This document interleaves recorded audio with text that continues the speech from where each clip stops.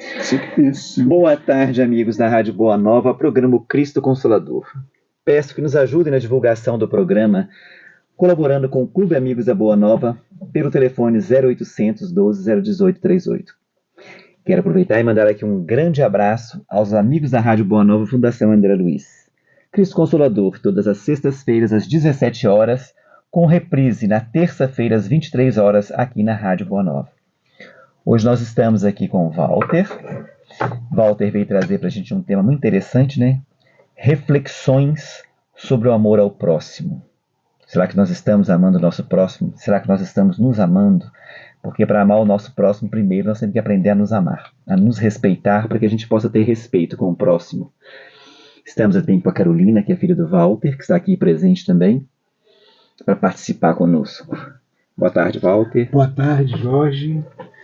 É uma alegria muito grande voltar a fazer essas gravações. É mais do que prazer, é muita alegria mesmo, né, falar das coisas de Jesus. Boa tarde, Carolina. Boa tarde, Jorge, para todo mundo que está escutando. Hoje eu vou estar aqui como ouvinte de uma aula. Então vamos lá, Walter. Vamos, para iniciar esse assunto, tá certo? Vamos fazer uma leitura de Mateus 22, correto? Lá no versículo 34 ao 40. Os fariseus, tendo sabido que ele tapara a boca dos saduceus, reuniram-se, um deles, que era doutor da lei, para tentar propor essa questão. Mestre, qual o mandamento maior da lei? Jesus respondeu: amarás o Senhor teu Deus de todo o teu coração e de toda a tua alma e de todo o teu espírito. Este é o maior e o primeiro mandamento. E aqui tens o segundo, semelhante a este: amarás teu próximo como a ti mesmo. Toda a lei e os profetas se acham contidos nesses dois mandamentos. Bom, dito isso, né, fazendo essa leitura dessa passagem maravilhosa de Mateus, a gente tem muito claro qual é a condição sine qua non, não pode faltar isso, né, para que a gente prossiga nessa caminhada de iluminação, de autoiluminação em direção a Deus, no caminho da verdade da vida, que a gente tanto fala aqui nesse programa. Não é verdade, Jorge? Pois é. Então, amar ao próximo como a si mesmo, não é fácil entender o que significa isso não, Jorge. Se a gente procurar, né, dentro de tudo que a gente já aprendeu na nossa caminhada, né, no caminho que Jesus nos ensinou, né, observando o que o Espiritismo nos traz, que é uma colher de chá gigantesca para facilitar o nosso entendimento e a nossa caminhada, não só nessa encarnação, mas para a eternidade. Essas percepções nos facilitam observar os ensinamentos de Jesus. Mas de tudo que nós aprendemos, Jesus Cristo vem e fala assim: olha, ama Deus acima de todas as coisas e o seu próximo como a ti mesmo. Parece simplesinho, né? Olha, para você anotar num papel ou então digitar lá no Word é muito fácil. Mas o que essa informação nos traz? O leque de opções a serem entendidas e serem observadas e seguidas.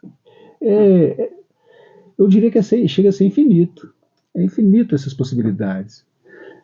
A gente aprende determinados conceitos de amor ao próximo, cada um dentro de cada religião cristã, é claro, porque isso aí foi Cristo que nos trouxe, né? Cada um dentro das suas concepções de entendimento dentro de suas religiões, trazendo comportamentos diferentes, trazendo uma forma diferente de perceber como que isso deve ser visto e os procedimentos que a gente deve adotar em nossa vida para poder construirmos, né, esses valores da caridade ao próximo. O Jorge aqui no início, na oração inicial, ele falou a respeito de amar a nós mesmos, amar o próximo como a si mesmo. Muito importante. É outra concepção difícil de ser alcançada. O que é nos amar? O que é buscar esse amor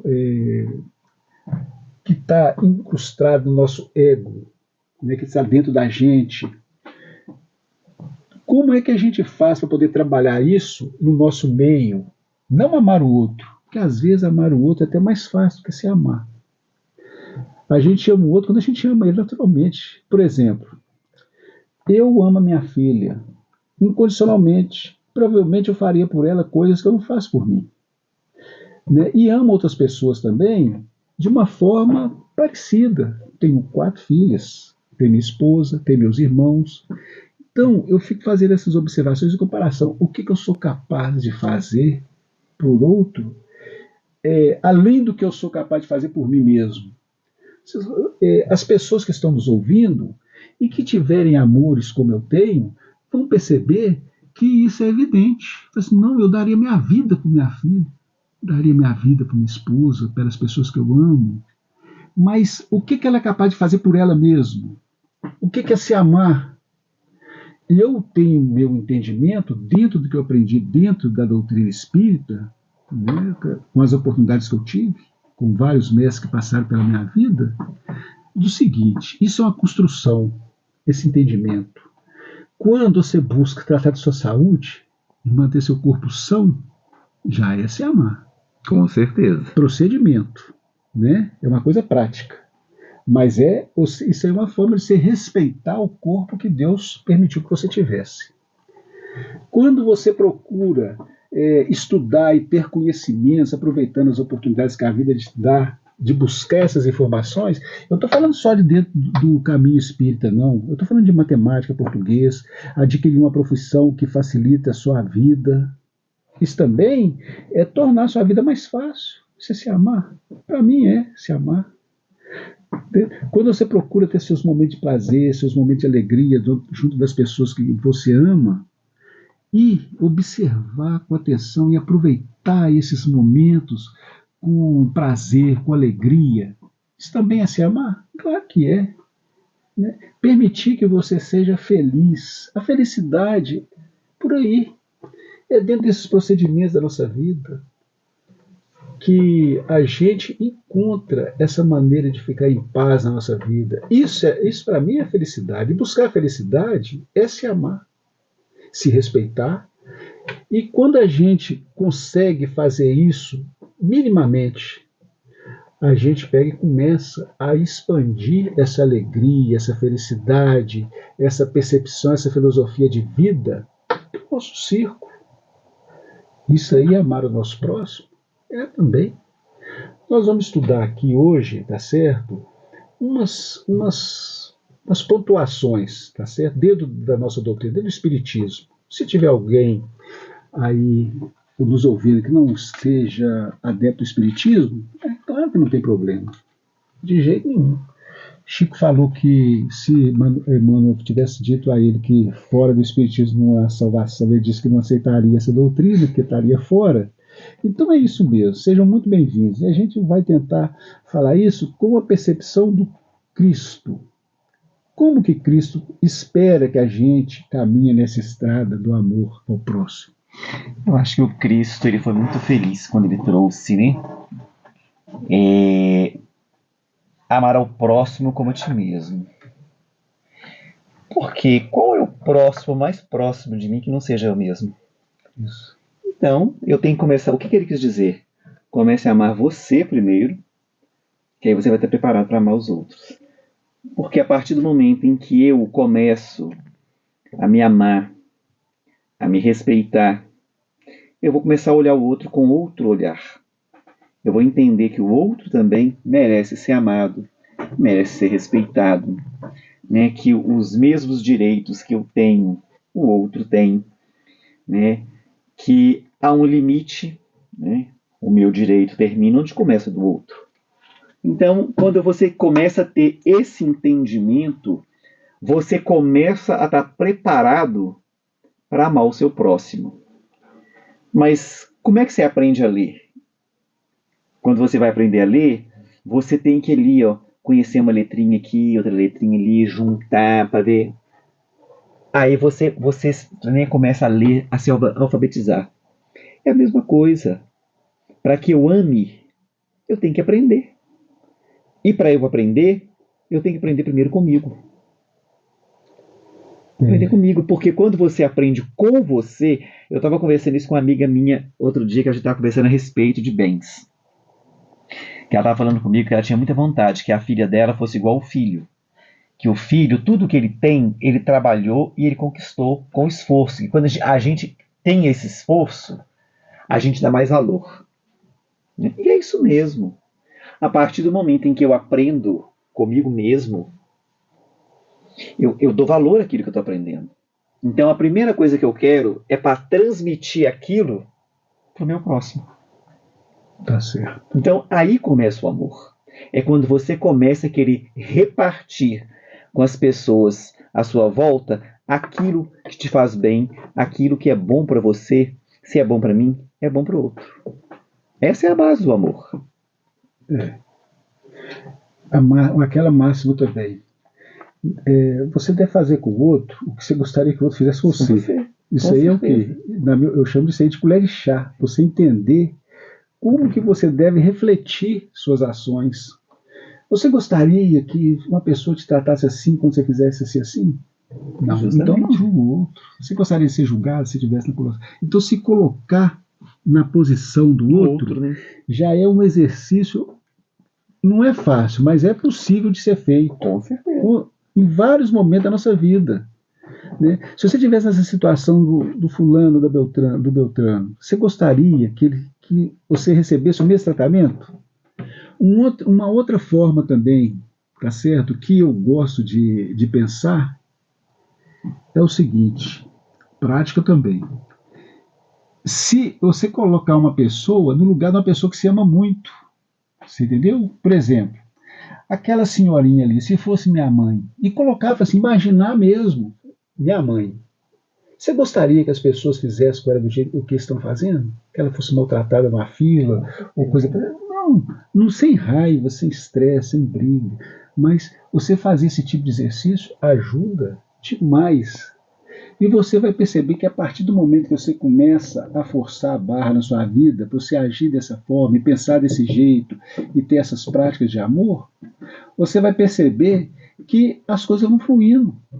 Não é porque você vai ter ali a presença de espíritos de escola te iluminando por causa disso. Não, porque é você mesmo. É essa luz que você falou aí que às vezes a gente vai adquirindo e que a gente adquire para a gente e depois passa para fora. Né? Se você pensa numa moça muito bonita, né? E você colocar ela no lugar de sua filha quando ela estiver numa situação que peça algum tipo de reação.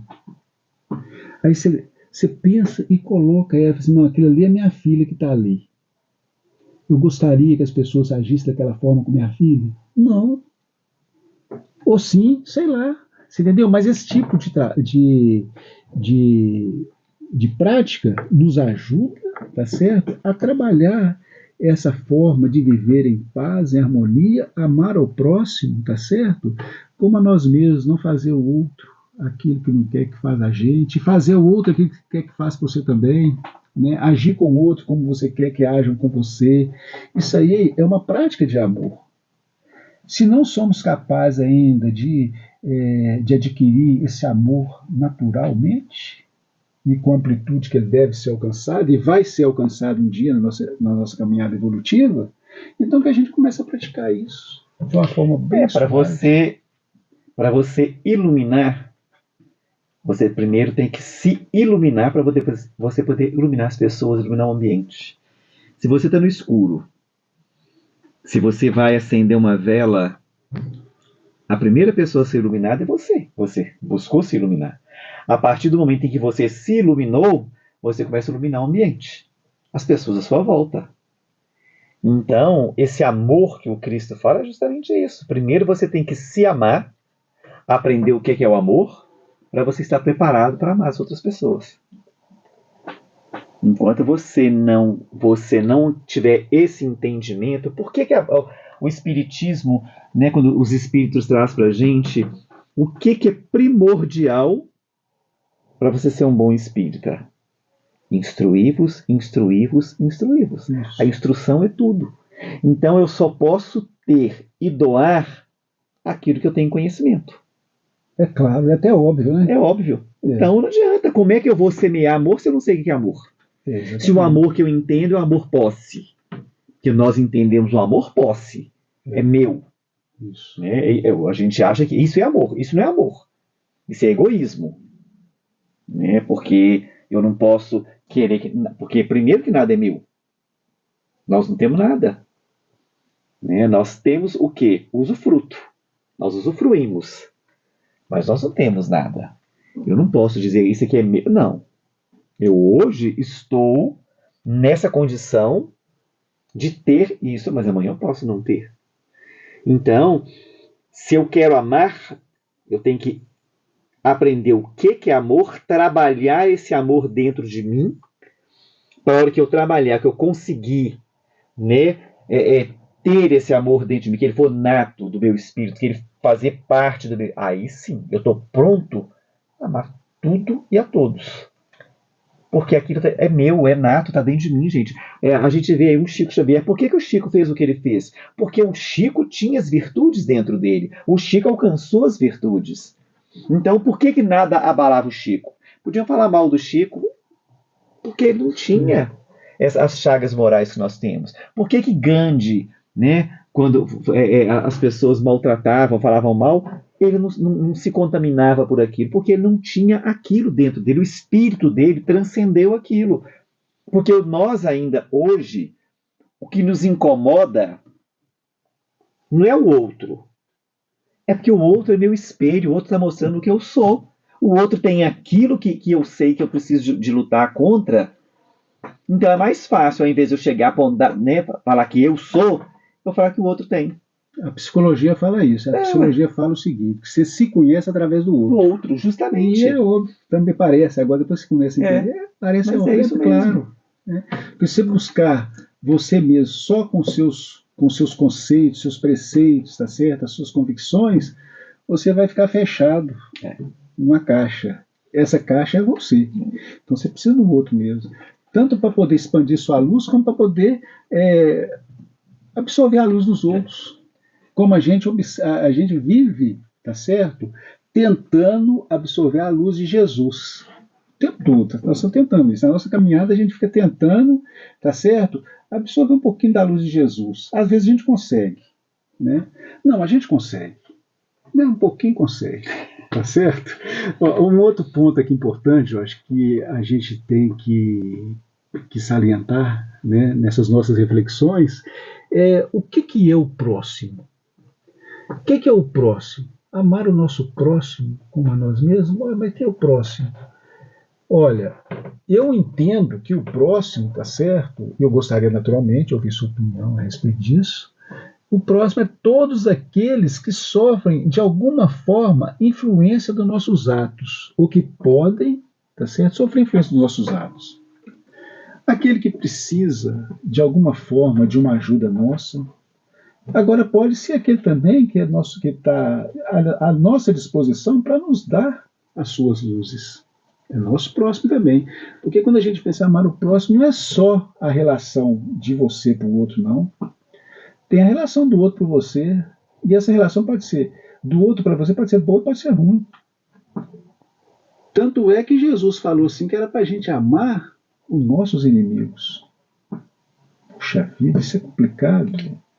Bom, é complicado, mas no próprio livro dos Espíritos traz essa informação de uma forma inteligível, bacana de ser entendida. Né? É o seguinte...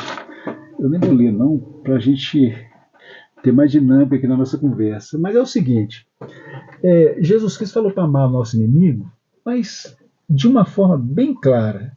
Quando você perdoa, tá certo, aquele que te ofendeu de alguma forma e tenta construir dentro de você um sentimento bom por aquela pessoa, né, isso aí é bom para quem? É bom para o outro? Para você próprio. Às vezes o outro não fica nem sabendo que você perdoou, que você superou aquilo ali, que você não tem mais rancor. Então, quando você perdoa o outro, é bom para você. Porque aquele outro que fez qualquer coisa, que te ofendeu, ele vai se ver com Deus. Está na Bíblia também. A vingança pertence a quem? A vingança pertence a Deus. Não é que Deus é vingativo, não. Ele quis dizer exatamente isso. Aquele que praticou qualquer coisa contra o outro, ele vai ter que se haver, tá certo, com seus atos. Mas isso aí não pode ser um problema seu, porque você não consegue resolver. Então, quando você perdoa o outro, isso é uma forma que Jesus te mostra de uma forma bem clara, que é amar a si mesmo, superar aquilo ali, é se permitir a não sofrer mais ainda com aquele que te ofendeu. Isso aí pode ser. Olha, a dor de uma mãe quando perde um filho assassinado por alguém, a chance dela perdoar esse alguém é muito pequena. Mas então a chance dela sofrer isso durante o resto da vida dela aqui nesse planeta, até encontrar com seu filho, é muito grande. Mas que ela tente superar isso, tá certo? Na medida do seu possível, para que ela sofra menos. Né? Agora, lá no livro dos Espíritos está falando o seguinte, que você amar o seu inimigo não é convidar o seu inimigo para poder ir numa festa na sua casa, ou sentar à sua mesa. Não é isso. É você relevar e tentar não sofrer com eles. Tentar sofrer menos. Jesus Cristo, quando ele fala assim, olha, quando der um tapa na sua cara, vira a face. É porque se você tiver qualquer atitude reativa, você vai machucar mais. E por que essas coisas acontecem com a gente, eu não sei. Não tem como explicar, isso é coisa de Deus. E você falar que isso aí é uma coisa que aconteceu por acaso, é você negar a existência de Deus, porque se existe o acaso, aí fugiu da alçada divina. Isso não existe. Tudo está na alçada divina. Tudo tem que ser pesado. Então a forma como que a gente entende essa mensagem tão simples, amar o seu próximo como a si mesmo, olha o tanto de coisa que nós falamos aqui que tem a ver com isso. Uma coisa importante a respeito do nosso próximo também. Se você faz determinadas coisas, tá certo? Que influenciam. Vamos supor, você é um professor. Se você faz seu trabalho com amor, com respeito, pelos alunos e pela família, você sabia que você está influenciando muito mais do que aquelas pessoas que sentam na sua escola ou que você tem a oportunidade de ensinar alguma coisa. Estou falando de matemática, português, física, professor mesmo. Você pode mudar a vida das pessoas, mas é muito. Por isso que eu acho que o professor tem uma profissão sagrada, o médico também. Mas eu acho mesmo, o professor então ele pode mudar a vida do tataraneto daquela pessoa que está sentada ali. Com certeza. Você entendeu? Então você faz isso com amor. Ô, gente, eu tenho 67 anos. Eu lembro de professores meus do ginásio, do primário, meu tempo era primário, né? Do primário, não com tanta. As lembranças não são fortes, mas eu lembro com muito carinho. Eu lembro que tinha um professor meu que era professor de história, eu detestava história e sofria muito com isso. Eu estudei lá no colégio municipal. Vou lembrar o professor, o nome dele, o Wellington. Se estiver vivo e me ouvindo, eu vou ficar muito feliz. Esse cara, ele tinha um carinho com os alunos, assim, fora do normal, de sair da sala, os meninos querer sair com ele para conversar. E eu também, para conversar com ele, né? Aumentar aquela relação de professor com aluno, um respeito muito grande. Esse cara ensinou história para a gente de uma forma que eu nunca esqueci. Mas ele ensinava com amor. Ele tinha uma paixão pelo que ele ensinava, mas ele tinha um carinho gigantesco pelos alunos. Muita gente ali aprendeu história, se tornou professor de história, ou então, para quem não sabe, naquele tempo, o vestibular de Direito, História tinha peso 2. Né? História era uma matéria muito importante para quem fazia vestibular.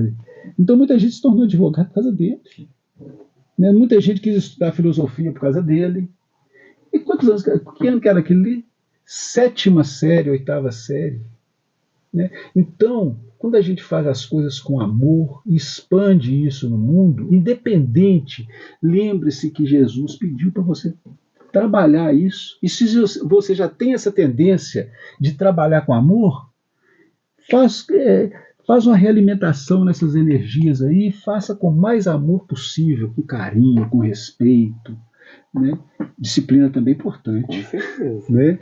Mas, o amor é a base de tudo, né? Acho que tudo que a gente vai fazer, você tem que fazer por amor. Porque aí você está fazendo bem feito.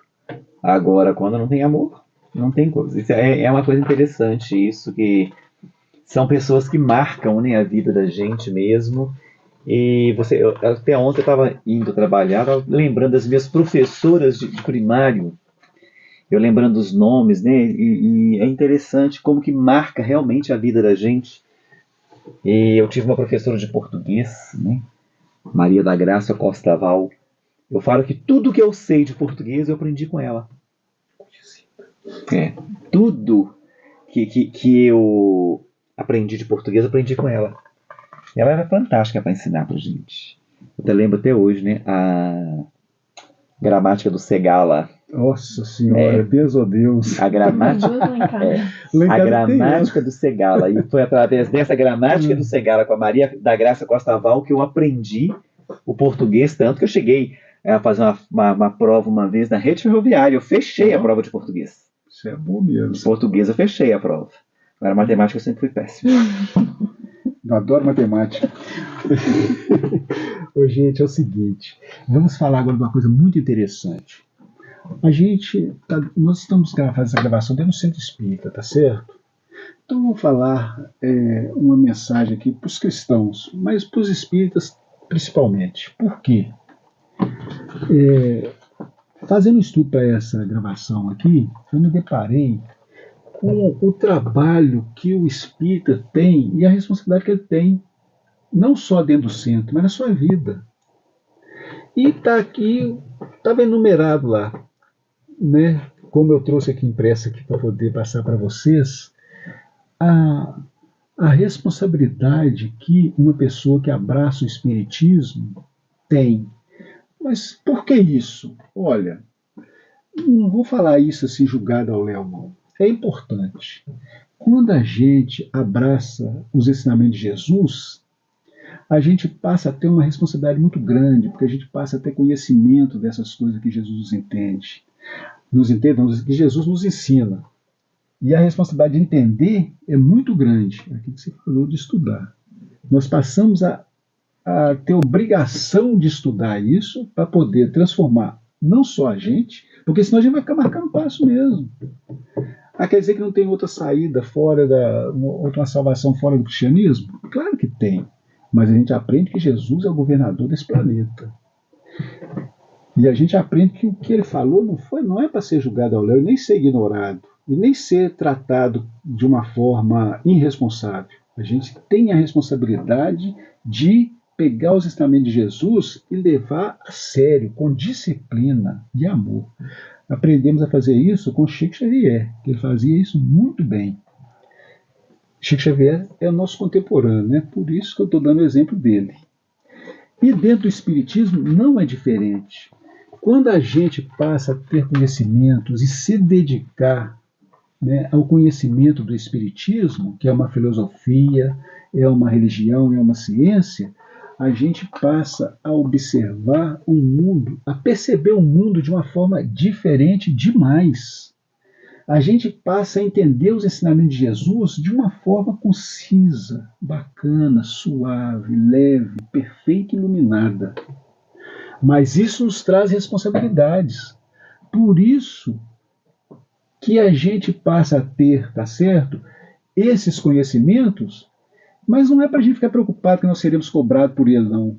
É para a gente nos cobrar, para a gente transformar esse mundo num mundo melhor. Isso é obrigação nossa de trabalhar o nosso eu, a nossa reforma íntima e proporcionar que outras pessoas tenham essas informações também. Porque Emmanuel falou que a maior caridade do espírita é divulgar o espiritismo. E a gente que já tem algum conhecimento do espiritismo, a gente sabe que isso é verdade. Quantas mães não foram consoladas, quantos irmãos, quando perderam seus entes queridos, no centro espírita, numa palestra bonita, sincera e verdadeira. Gente, Não tem como. Eu vou falar assim, não um número infinito, mas são milhões de pessoas que tiveram a oportunidade, tá certo, de superar suas dores dentro de uma casa espírita. Então, não é só isso, não. Quantas pessoas que tiveram a percepção de que a responsabilidade de serem responsáveis pela sua evolução, pelo seu desenvolvimento intelectual, moral, cristão, foi dada de presente por Deus. Porque senão ele tinha feito todo mundo anjo. E ele não fez. Então nós somos responsáveis por isso. Então essas concepções nos traz responsabilidades. Então, o espírita, ele tem que ser um agente de transformação. Ele tem que ser um educador dele mesmo e passar isso para o próximo. É obrigação dele mesmo. Né? O espírita deve aplicar a moral cristã espírita em todas as áreas da vida. Gente, pegou pesado, é difícil. Mas a gente tem que ter pelo menos essa percepção de responsabilidade que a gente tem. A gente tem que ter isso. E se policiar, não de uma forma fanática, não é ser fanático, nem pesada. Né? Mas a gente tem que procurar trabalhar isso. Né? Olha, o espírita ele tem a caridade como ferramenta. Nós aprendemos aqui, dentro do centro espírita, que fora da caridade não há salvação. Nós aprendemos isso. E aprendemos a estudar e entender o que é isso. E a gente tem que procurar entender o que significa isso, tá certo? De uma forma bem resolvida, suave, bacana e iluminada. Né? A vivência da caridade é o principal objetivo, indo além da ajuda material, incluindo a consolação, o acolhimento e o esclarecimento. Então, isso aqui é uma parte do que o espírita tem que procurar trabalhar. E isso é muito importante. Né? Agora, tem um outro item aqui que eu achei muito interessante. Melhoria social e individual. Ao se autoeducar e progredir, o espírita contribui para uma sociedade mais justa. Gente, vocês lembram que Gandhi, muitas pessoas vão lembrar que Gandhi falou que se toda a literatura do planeta se perdesse, ficasse só o Sermão da Montanha, Mateus capítulo 5, né? Que a humanidade estaria salva. Gente, eu pensava que ele falou isso só porque era bonito falar, porque ele queria agradar os cristãos, mas depois eu entendi, estudando um pouquinho do capítulo 5 de Mateus, que é o Sermão da Montanha, as bem-aventuranças, né? Eu entendi a profundidade dessa lição passada por Gandhi. É verdade. Ali no capítulo 5 está tudo ali, inclusive essa máxima de amar ao próximo como a si mesmo, de uma forma diferente, está escrito ali também. É só observar. Né? Então, quando ele falou isso, a gente vai ver o seguinte, que os valores sociais, tá certo? Os valores que nos levam a trabalhar a nossa sociedade para um mundo mais harmonioso, deixar de sermos um mundo de provas e expiação, está ali dentro. Então, quando a gente trabalha esses ensinamentos de Jesus, a gente faz uma mudança social gigantesca. Quase que eu falei que é infinita, né? Da água para o vinho. Né? Mas faz uma mudança gigantesca na nossa sociedade. Eu acho que com certeza, nós já comentamos em algum programa isso aqui. Vamos falar de duas. Quem tem sede de justiça será saciado. Está lá em Mateus capítulo 5, está lá. Que justiça é essa? A justiça dos Estados Unidos, a justiça da Rússia, a justiça da China, a justiça, sei lá, do Brasil, né, da Indonésia, a justiça do Bahrein, a justiça da América Saudita, sei lá, da América Saudita, né? Da América Latina, não importa. Nenhuma delas é a justiça divina. Porque Jesus não ia falar assim, olha, ele não ia se referir a uma justiça que era volátil de acordo com o lugar ou com os costumes de um povo. Não, de jeito nenhum.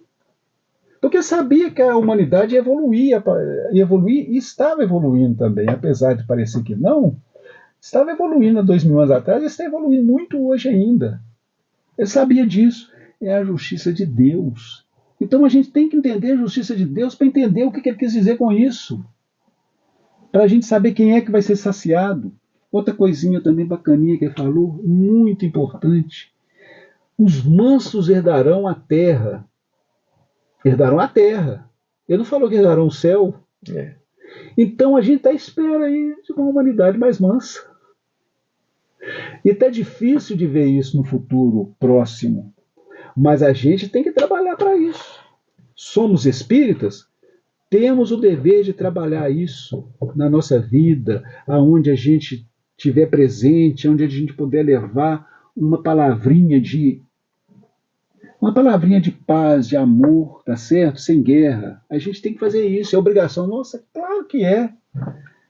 Olha, nós estamos aí numa situação muito confortável, apesar de parecer que não.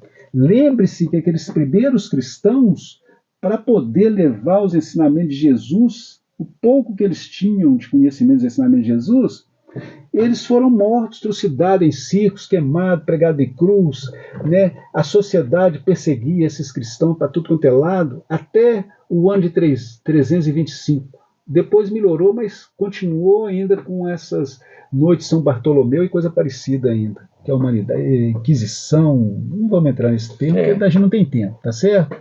Mas a gente está num momento muito confortável para trabalhar os ensinamentos de Jesus, muito suave, apesar das nossas revoltas, observando as coisas que acontecem em nossa sociedade, que acontece no mundo inteiro, mas a gente tem que construir um mundo melhor. E para a gente construir um mundo melhor, vai ter que ser dessa forma, né? Observando esses ensinamentos de Jesus, porque não tem outra opção, e de alguma forma tendo alguma disciplina e aplicação. É começar a mudar o nosso mundo interior, né, para que ele possa exteriorizar. Porque a mudança primeiro começa dentro de nós mesmos. Nossos atos, nossas ações, nossos pensamentos, né, começa a policiar, porque tudo isso influencia o nosso meio. Então, para que eu possa influenciar o meu meio de uma maneira mais correta, vamos dizer assim, eu tenho que trabalhar dentro de mim primeiro. O meu mundo interno, o meu mundo interior. Na hora que ele começar a refletir, ele vai causar mudança às pessoas à minha volta. As pessoas à minha volta se modificando, as pessoas à volta. Então, quer dizer, é uma corrente. É uma corrente. Ela vai se expandindo. O Jorge, só mais um item aqui que o nosso tempo está acabando. Olha, um outro item é muito interessante, é a vivência do espírita no mundo. O espírita não deve se isolar, mas ele deve se engajar ativamente, usando a compreensão das leis espíritas, reencarnação, causa e efeito, e tudo isso que a gente aprende e que a gente não desaprende mais nunca, porque tem todo sentido do mundo, para resolver conflitos, né? Conflitos sociais. A gente deve trabalhar isso. A gente não pode, tá certo, ficar dentro do nosso grupo de estudo só. Que bom que vocês participem de grupo de estudo. É muito importante para adquirir conhecimento, trocar experiências, conhecer experiências do outro, que a gente aprende muito com isso, né? Com a parte prática da vida. Mas a gente não deve a gente deve buscar mais, tá certo? Se abrir ao mundo. Jesus Cristo falou assim, ó, seja a luz do mundo, vós sois a luz do mundo. Quando ele falou que nós somos a luz do mundo, foi lá em Mateus 5 também, que Mateus trouxe isso para nós. Quando ele fala que nós somos a luz do mundo, ele deixou bem claro, olha, você tem como ajudar esse mundo a ser um mundo melhor, mais iluminado. Naquela escuridão que você se referiu aí há um pouco tempo atrás, se você acender um fósforo, vai dar um clarão. todo mundo que está no escuro vai ter uma percepção e vai ver alguma coisa, né? Com Então, certeza. vamos dar nossa contribuiçãozinha nesse mundo. De pouco em pouco, né? Né? A gente tem condição de fazer isso. Vamos confiar também nas nossas inspirações, tá certo? Porque os espíritos bons, eles estão a fim de nos ajudar. Vamos aproveitar essa ajuda. Eles estão... Bom, meus amigos, nós chegamos aqui ao final do nosso programa, né? E eu queria agradecer ao Walter, a Carolina, pela participação deles.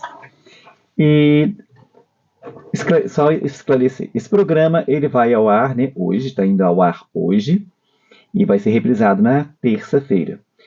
E então, quando a gente fala que a gente grava, é porque nós estamos gravando, porque nós criamos um canal no YouTube, onde nós colocamos todos esses programas, porque as pessoas perguntam como que eles podem ver depois. Então, é a maneira que as pessoas têm de acessar, né, o Cristo Consolador no YouTube, e todos os programas que a gente tem trazido para vocês estão lá gravados nesse canal. Então, eu agradeço a todos a audiência, fiquem com Deus e fiquem agora com um momento de prece com